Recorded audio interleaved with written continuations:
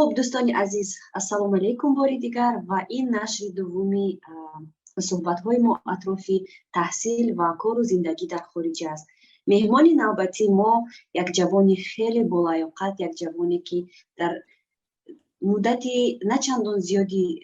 زندگی خود کوشش کرده است که یک چند بورسیه ها رو برای تحصیل رایگان در کشورهای خارجی به دست بیارد و همزمان تجربه خیلی خوبی کاری در شهر دوشنبه دارد به حیث والنتیر و حیث یک فعال جامعه شهروندی. مهراج محیدینov که ما میخواهیم امروز او از تجربه خودش برای ما گفته باشد. مهراج، تشکر زیاد، خوش آمدی و سپاس که برای ما وقت جدا کردی، چون میدونیم که این زمان اون برایت خیلی ارزشی گران دارد، چون هم تحصیل داری، هم آمادگی ها برای سپاریدن امتحان ها و حمایه رساله دیپلمی هست. میخواستم که پیش از همه مهراج کمک درباره خودت نقل کنی، یعنی که در کجا تولد شدی، درباره اویلتون و کدام مکتب را ختم کردی. خب در اول میخواستم که تشکر خود را برای شما ابراز نمایم مهیا، چون که روسیه بعد از یک چند وقت متوانستیم که این محاسبه رو سر کنیم و راستی گپ درباره خودم اگر نقل کنم، من در ناحیه حصار در یک عائله معمولی تاجیکی به دنیا آمدم و خب مکتب میانه هم در آنجا تحصیل نمودم و بعداً به دانشگاه ملی تاجیکستان در فاکولته زبان‌های اروپا و آسیا این دانشگاه ملی تاجیکستان داخل شدم و در آنجا 5 سال تحصیل نمودم و در این مدت 5 سال بورسیه که با نام گلوبال یوکرات معروف می باشد میانی دانشجوها، آن را گرفتم و در مدت 1 سال در امریکا در دانشگاه مینیسوتا یکی در مینیاپولیس جایگیر می باشد، در آنجا تحصیل نمودم در رشته شهرشناسی و حقوق انسان و در آن مدت هم با یک چند تشکیلات های خارجی در مینیاپولیس کار و فعالیت نمودم و بعد از 1 سال بازگشتم به تاجیکستان و دانشگاه را ختم کردم و در دفتری کنسولگری امریکا اوید به معارف کار کردم در برنامه‌های فلکس و نسلی وای میگن، برنامه‌ای که زبان آموزی برای خارجی ها میباشد، National Security Language Initiative for Youth میگویند و بعداً باز برگشتم به تجربه اولین که داشتم که شروع شد از گوشه امریکا بود که حالا مرکز امریکایی میباشد. در آنجا به حیث کاردیناتور و بعداً به حیث دیرکتور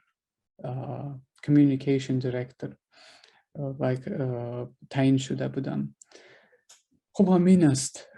و سال 2021 بود بورسیه‌ای که الان توسطش من تحصیل کرده ایستادم در لندن چیوینینگ میباشد. توسط آن در دانشگاه ساواس، در دانشگاه مطالعات شرق شناسی و افریقا شناسی لندن تحصیل کرده ایستادم. تشکر زیاد مهراج. این واقعا یک نمونه جوانی تاجیکی هست که نوابسته از آنی که خودش یا پدر و مادرش امکانیتی مالی دارد یا نه، اما خواهش دارد، اما آرزو دارد و آن را عملی کرده ایستاده است. و در اینجا میخواستم بگوید که برای همین عملی شدن آرزوهایتان یا برای دریافتی همین بورسیه هایی که شما طریق آن تحصیل کردید، تا جایی که گفتید طریق 2 گرانت تحصیل کردید، یکی در امریکا و دیگری aynı زمان در شاهیگری بریتانیا تحصیل دارید، آنها رو چگونه به دست آوردید؟ خب از تجربه خود بگویید. تشکر زیاد. واقعا راههایی که به دست آوردن بورسیه در تاجیکستان به فکر من خیلی هم مشکل است، چون که خود شما هم میدونید که در هر برنامه‌ای که بورسیه پیشنهاد می شود آنها فقط 3 یا ماکسیموم بگیم 5 جا دارد. خب برنامه فلکس است که برای مکتب بچگان است، تا از 30 تا 50 نفر میگیرند، ولی در یک برنامه خودی من شاهد بودم که از 3 تا 4 هزار نفر میسپرید، که گویم که 1% هم 1% خواننده ها هم حتی قبول نمیشوند. و خصوصا در برنامه یوگراد که در سال من اشتراک کرده بودم 300 و چند دانشجو سپاریده بود و از 300 و چند دانشجو 4 نفر همگی قبول دادند که به نهایت دشوار است. و فکر میکنم یگانه چیزی که به من یاری رساند این بود که دانستن درباره برنامه‌های بورسیه و اشتراک کردن در کارهای جامعه‌ای بود و همچنین از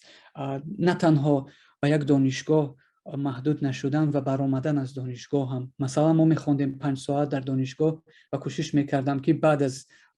از دانشگاه رفته به یگان تشکیلات والنتیوری نمایم یا از یگان کس پرسان شوم که مثال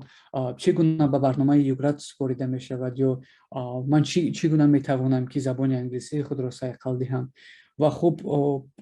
در یاد دارم که سال 2013 وقتی من به دوشنبه آمدم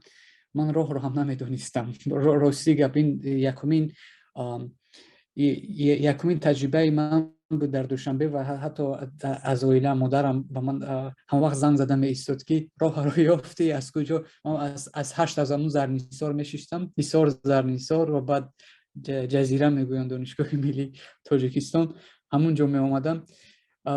و سال 2014 بود که با یک دوستم ما با کتابخانه ملی تاجیکستان رفتیم و در همونجا ما عربی میخوندیم. ما زبان در گوشه عربستان سعودی زبان عربی درس میدادند، من علاوگی میگرفتم از زبان عربی. و بعدا وقتی که من یک بار تصادفاً به گوشه امریکا وارد شدم و در آنجا هم زبان انگلیسی رو صیقل دادم و بعد از یک چند وقت بود که کاردیناتور همون وقت اوسینیسا میگفتم مبارک شوی و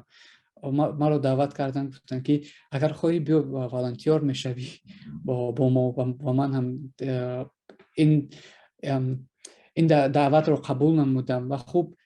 3 یا 4 سال والنتیر بودم در مدتی تحصیل در دانشگاه و در مدت همون والنتیری هم گویم جای کاری اولین خود را یافتم، جای کاری که موزدی بود گویم از در یک لاگر امریکایی بود ما کار کرده بودیم در شهر وحدت و در آنجا هم شناسایی پیدا نمودم با سوپروایزر همون وقتای ما بود که من نمیدونستم که اون کس هم یک در برنامه یوگراد کار میکردن و میدونستن و به من اون کس گفتن که برای چی به برنامه یوگراد نمیسپاری، مثلا زبان انگلیسی میدونیم، همه طلبات هایی که هست جوابگو هستی باید سپاری. بعد نمیدونستم درباره برنامه یوگراد و خب گویم که خواهم و نخواهم سپاریدم و بعد از یک ماه اومد که به در اینترویو هم اشتراک کردم و گفتن که به مینیسوتا میروید و در مینیسوتا دانشگاه مینیسوتا وقتی گویم یکی از منطقه های خنک‌ترین امریکا میباشد. من درباره ایالات هم تماما نمیدونستم و عجایبی کار تصادفی کار همین است که من با همون سوپروایزری که در لاگر کار کرده بودم باز در همانجا انتخاب شدم که سوپروایزر من کار میکنم در دانشگاه مینیسوتا. خب من نمیدونم که تا چند درجه این ساخته نبود، ولی که فقط با جوانانی که از من مثال میپرسن که چی باید کرد، من میگم که همون علاقمندی خیش رو باید با دیگر نفران نتورکینگ میگوین، نتورکینگ سکیلز، مهارت علاقمندی یا مناسبت با دیگران بسیار خوب باید کرد و باید مصلحت پرسید که مثال چی کارا رو باید انجام دهیم که با اون برنامه یا با دیگر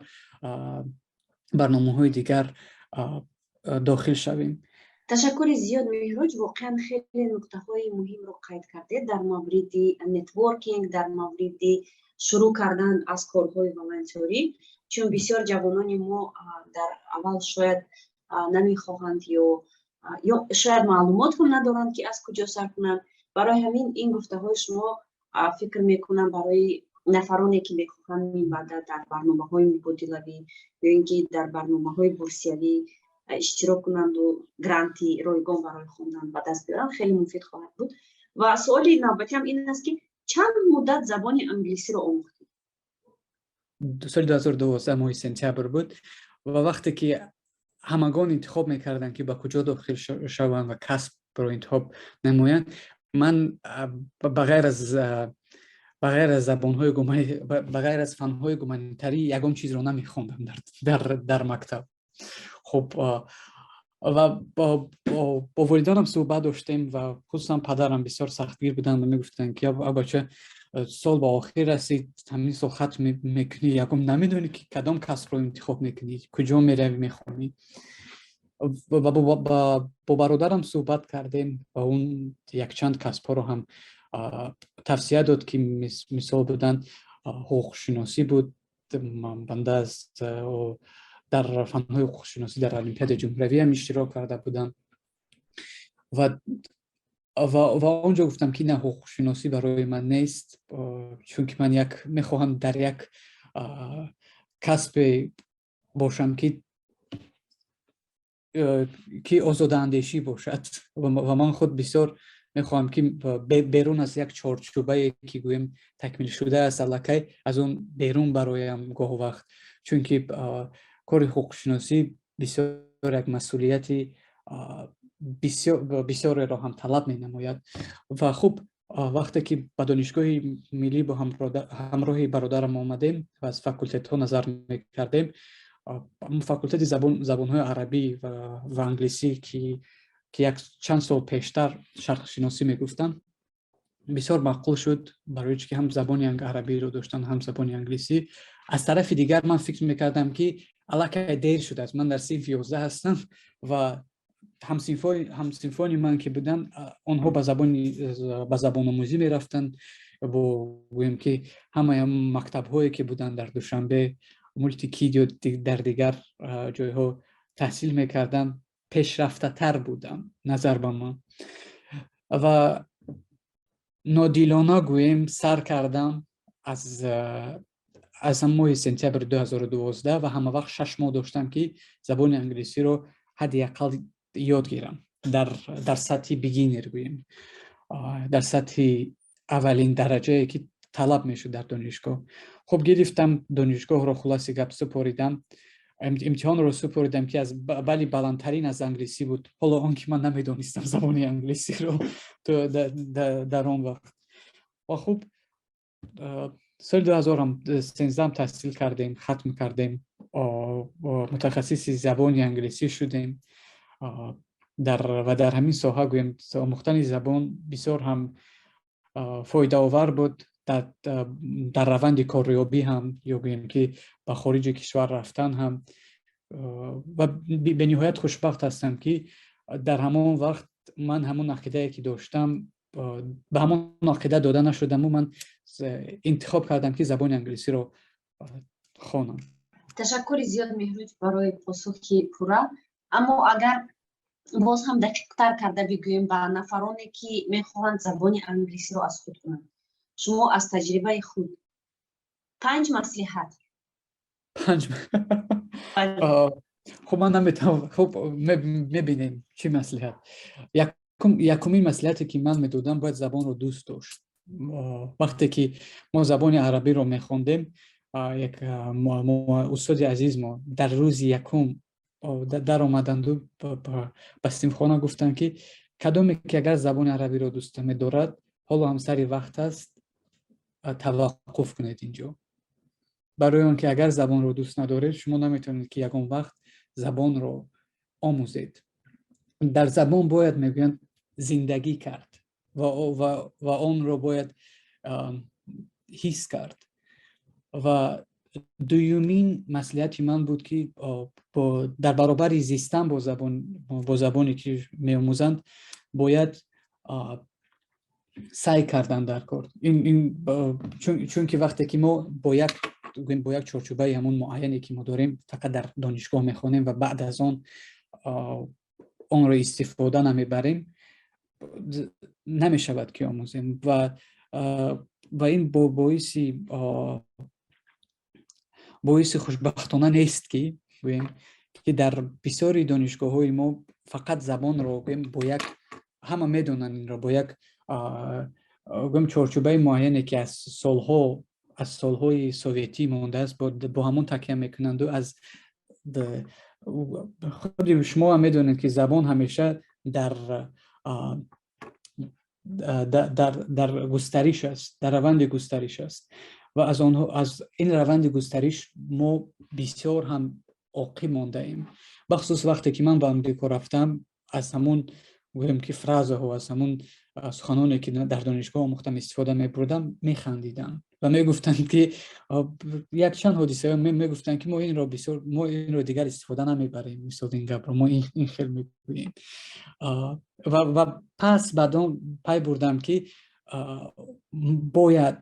باید همه همون متدیکی که زبان آموزی برای مانده شده است از نو کرده شود. و سیوم و خب دومین مسئولیت من این بود که با زبان هم قدم باید شد. مثال ما میدونیم که با کدام با کی چه صحبت نماییم، مثال و از زبان فرمالی رو از غیر فرمالی، غیر رسمی باید فرق کرد و دیگر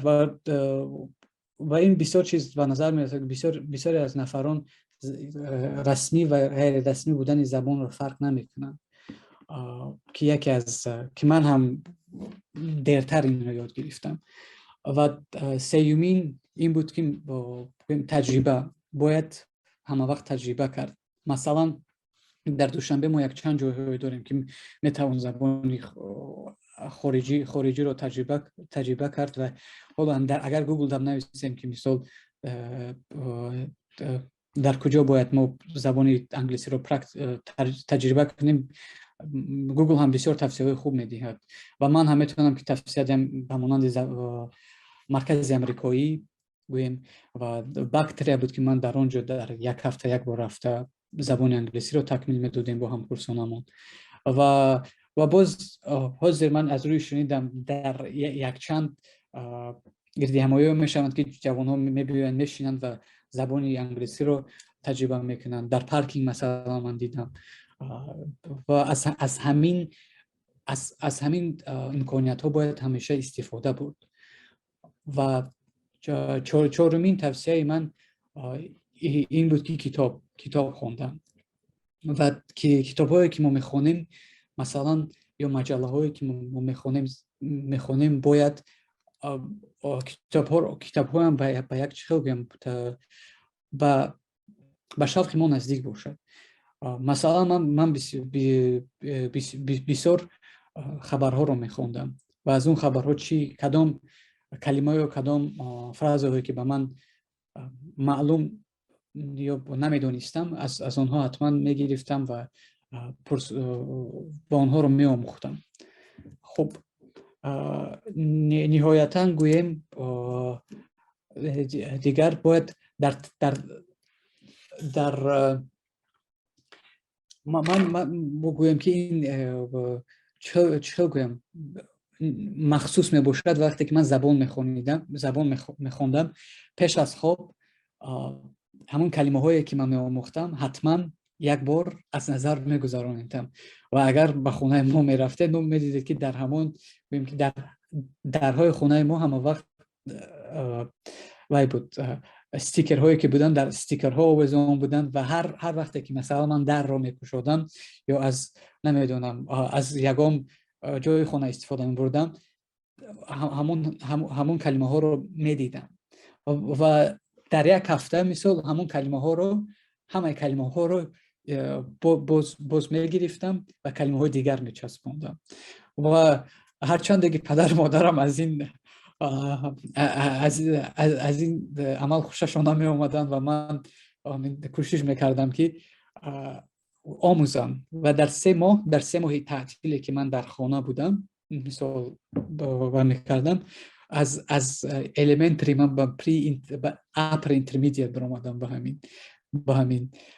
2014. خب اگر بگیم که جمع و جمع همین تفسیرها رو یک جای کنیم، زبان رو باید دوست داشت و با اون باید زندگی کرد. تشکر زیاد، خیلی واقعا خیلی توصیه های خوب دادید برای جوانان و خصوص در مورد همون آموزش از روی استیکر ها. فکر میکنم از همه شکلی رایگان و آسان بشمار می رود. و مهراج، میخواستم با صحبت رو در اطراف تحصیل شما در خارج دوام دهیم. دوره که خودتان گفتید در عین زمان در یکی از دانشگاه‌های لندن تحصیل دارید و آن هم طریقی گرانت یعنی بورسیه. خب لطفاً میگفتید که آن چگونه برنامه است و شما با آن چطور راه یافتید و به نفرانی که میخواهند همچنین در لندن تحصیل کنند یا در بریتانیا کبیر تحصیل کنند چگونه میتوانند به همین برنامه شما دسترسی پیدا کنند؟ خب برنامه‌ای که من الان توسط آن تحصیل کرده ایستادم نام دارد چیوینینگ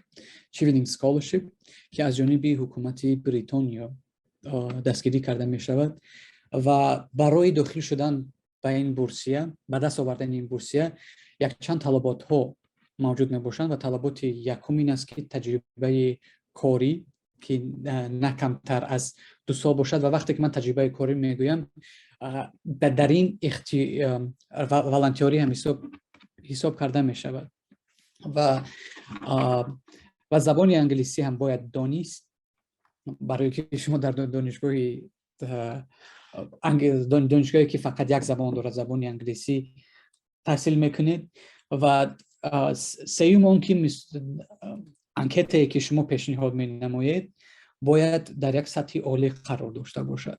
مثلا من وقتی که به یک بورسیه سپردن می شدم حداقل 3 ماه اسه خود را می نویستم و با چند همکاران یا با چند دوستان خود پیشنهاد می کردم تا اون که اسه مرا خواند و هر هفته گویم که خودم همون اسه خودم رو می خوندم برای که هر وقتی که من می خوندم همون یک نوشته خود رو همه وقت می شد که من یک غلط می یافتم یا یک فکر می یافتم که به من آنقدر معقول نبود و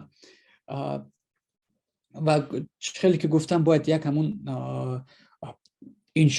انشایی که برای داخل شدن خیلی هم ضرور است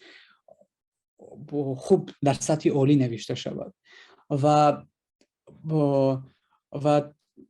دیگر طلبات ها گویم از همون فنی که داوطلب انتخاب می نماید پورا اگر هم نه به یک سطح معین آگاهی داشته باشد. مثلا وقتی که یک نفر بسیاری داوطلبان ما وقتی که صحبت میکردم آنها میگرفتن مثلا تجارت، بیزنس، ماجسترا MBA میگن، ماستر بیزنس ان ادمنستریشن یا چیزهای میگرفتن که در خطرش عمومی بود گویم و به مانند آنها نفر بسیاری بودند که در همان کسب میخواستند تحصیل کنند و باید به فکر من یک اختصاص انتخاب کرده شود که معین و به یک گویم که درد جامعه برخورد. هرچند که من در این اختصاص таҷрибаи пурра ё алоқаманд надоштам, ман тавонистам ки ҳамин ихтисосро гӯем онлайн ёд гирам ва фаҳмам ки мисол дар ҷомеаи мо чӣ камбудиҳо ҳаст ки мисол метавонам ман шахсан ки як саҳми худро расонам баъд аз таҳсил дар Лондон дар СОАС ва аниқтараш бисёр шансҳо ва бисёр имкониятҳо ҳаст ки махсусан аз барномаҳои бурсия онҳо фақат як чиро талаб мекунанд. барои чӣ ту мехоҳӣ ки дар ҳамин барнома таҳсил кунӣ ва барои чӣ мисол муҳайё меҳроҷ не.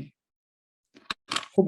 аксар намепурсанд ин саволро, ине ки аниқтараш кунем ки ҳамаи саволҳо ба ин равобит доранд ки мисол барои чӣ мисол 300 нафари дигар неву, барои чӣ мо туро интихоб кунем. хуб бояд дар ин савол бояд ҷавоб дошт ва ҳар нафаре ки аз ман тавсия мепурсад дар бораи барномаҳои бурсиявӣ, ман як чизро мегӯям ки ҳама вақт дар ҳар як интервю ман вақте ки бо як нафаре суҳбат доштам ки бисёр як таҷрибаи бои ғанӣ барои гирифтани интервюҳо дорад, мегуфт ки ҳама вақт дар интервю як саволро мепурсанд, 3 саволро мепурсанд ва ин ҳам мебошад ки мисол барои чӣ мо шуморо интихоб кунем ва дуюм савол аст ки шумо барои мо чӣ оварда метавонед ва сеюмин савол аст ки мо аз шумо чӣ гирифта метавонем. мисол ва дар ҳамин ҳолат мисол шумо бояд гап занед ки барои чӣ ман метавонам ки барои донишгоҳи шумо ё ба барномаи шумо як кадри дурахшон бошам ва тамоми ҳамон гӯем талаботҳои бурсияи шуморо ман метавонам ки иҷро намоям ва аз дигар тараф ва метавонам ки ман чӣ метавонам ки аз донишгоҳи шумо гирам. мисол як сол ман дар донишгоҳе ки таҳсил кардам, ман чӣ метавонам ки аз он ҷо бардошт намоям. ва 3 саволе ки ҳамеша ки ба дигар шакл пурсон мешаванд. خوب تشکر مهراج، واقعا خیلی خوب قید کردید در مورد دریافت کردن بورسیه ها و من هم از تجربه گفته میتوانم که آن سوال هایی که شما گفتید هنگامی صحبت یا هنگامی اینترویو با نفرانی که با نیم فینالی یا دور نیم نهایی گذاشتن از آن پرسان میشوند هنگامی گرفتن استیپندیه ها. و سوال نوبتی من برای خودت شخصا این است که چی نقشه ها داری؟ چون بعد از چند مدت صاحب باز یک دیپلمی دیگر میشوی و بعد اون چی نقشه ها داری؟ چون که این سوال هم هنگامی همین صحبت ها همیشه داده می شود از نفرانی که میخواهند تحصیل به دست بیارن، از اونها میپرسند که شما چی نقشه ها دارید؟ برای هم من میخواستم پرسم که مهراج در آینده نزدیک، یعنی که 5 ساله نزدیک چی نقشه ها در سر دارد؟ واقعا بسیار یک سوال دشوار است، چون که هر وقتی که من از خودم این سوال رو پرسان میشوم و راستی گپ نمیدونم چی به خودم جواب دهم حتی. خب وقتی که من با این برنامه را تمام میکنم، من میخوام که باز در همین رشته که گوییم که امنیت و اطلاعات تحصیل نمایم، چون که چلی که شما میدونید مهیا برای که در یک دانشگاه با من صحبت کرده ایستاده اید، یک گویم 8 ماه یا 6 ماه برای یک تحصیلی رشته، خصوصا رشته که من تحصیل میکنم، هم امنیت security studies و هم ساحه رشد development بسیار هم کم است و خب من تصمیم گرفتم که به یک دانشگاه دیگر سپارم توسط بورسیه دیگر که فولبرایت نام دارد و توسط این برنامه هم تحصیل نمایم و خوشبختانه قبول شدم و در گویم که روند آخر این برنامه هستم همچون فینالیست و میخواهم که در اینجا هم سوهایی که تحصیل نمودم از دیگر جهت از دیگر جنبه ها تحصیل نمایم و بیشتر درباره فن‌هایی که من تحصیل کردم بیاموزم. خب همه اون تحصیل هایی که من کرده ایستادم برای اون است که مثلا در تاجیکستان یا در آسیای مرکزی نسبتاً اون نفرهایی که به خطری رو میخوانند یا امنیت رو میخوانند کمند و وقتی که من تحصیل میکنم تا حال همین موضوع رو در دانشگاه اکثری معلومات ها یا اکثری متریال هایی که به ما پیشنهاد کرده میشوند از جانب عالمان غرب هستند. مثلا یک عالمی که 2 سال یا 4 سال در انگلیا و در امریکا تحصیل نمود و 1 سال میآیند در تاجیکستان تحصیل میکنند، از نام تمام مردم تاجیک کارهای علمی خود را افشا می نمایند و خصوصا در این جنبه، در جنبه که رشد و به خطری، من تا حال کم تاجیک‌های رو دیدم که در سطح علمان تاجیک رو دیدم که در سطح بین المللی نوشتند و می نویسند و میخوام که در آینده در همین ساحه اکادمی سهم خود را رسانم و یک پایه‌گذاری مثل علم رشد یا بگویم امنیت در آسیا مرکزی و در تاجیکستان باشم. تشکر زیاد مهراج. در مورد کمبود کارهای علمی از جانب عالمان تاجیک خیلی با مورد گفته و من هم متاسفانه از تجربه گفتم میتوانم که هنگام جستجو بخصوص در سرچشمه‌های باز بخصوص به زبان انگلیسی از نام عالمان تاجیک خیلی موضوعهای کم داریم و امیدوارم که و باوری هم دارم که شما در این سمت موفق میشوید. و سوال آخرم این است که شما به همسالان خود چی توصیه میدید؟ خب به همسالان خود من عادتا توصیه نمیدهم که پرسیده نباشد، چه با زبان انگلیسی میگن unsolicited suggestions، میگم که نمیخواهم دهم اساسا تا همون شخص اگر نپرسد، ولی اگر پرسم نمیخواستم که یک توصیه رو دهم که همیشه دنبال چیزی باشند که دوست دارن آن رو و در حقیقت هم خواهند که مثال همون ساحه رو در همون ساحه تحصیل نمایند.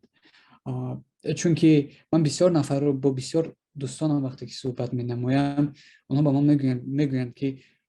همین چیزی نبود که من انتخاب کردم و همیشه یک فشار یکم نفر، یک دوستان یا والدین یا اعضای عائله به من گویم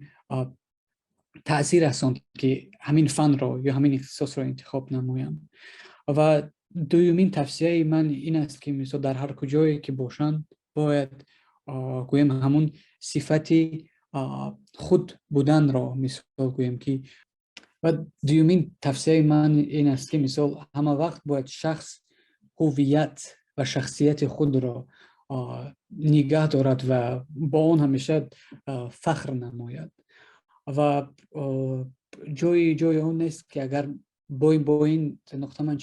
چی میتوانم گفت که باید شخص در هر کجا باشد بگویم که همون زمینی که در همان رویده است باید فراموش نکند و همیشه در تلاش اون باشد که در رشد و نموی کشور خود سهمگذار و پایه‌گذار باشد. تشکر زیاد. یک جهان تشکر مهراج برای صحبت صمیمی، برای همه توصیه‌هایی که به همسالان دادی، برای همه معلوماتی که از تجربه خود گفتی ва роҳҳое ки барои ҷавонон гуфтӣ. тамошобинони азиз, ин нашри навбатии мо буд ки мо онро мутаассифона бинобар баъзе сабабҳо боз ҳам онлайнӣ сабт кардем ва умедвор ҳастам ки дар нашрҳои минбаъда мо метавонем бо ҳамсуҳбатони худ рӯбарӯ бошем ва умуман пеш аз ҳама бовар дорам ки барои шумо муҳтавои суҳбатҳои мо муҳим аст, на сифати видеоӣ. муҳим он аст ки шумо аз ин суҳбатҳо барои худ чӣ мегиред ва ҳар суоле ки доред шумо метавонед дар зери ин навор нависед ва агар ба худи Меҳроҷ суол доред умедворам ки барои ҷавоб додан розӣ ҳаст ва метавонад боз ягон тавсияҳои дигарро бидиҳад дар шакли комментариҳо. саломату сарбаланд бошед то видеоҳои дигар.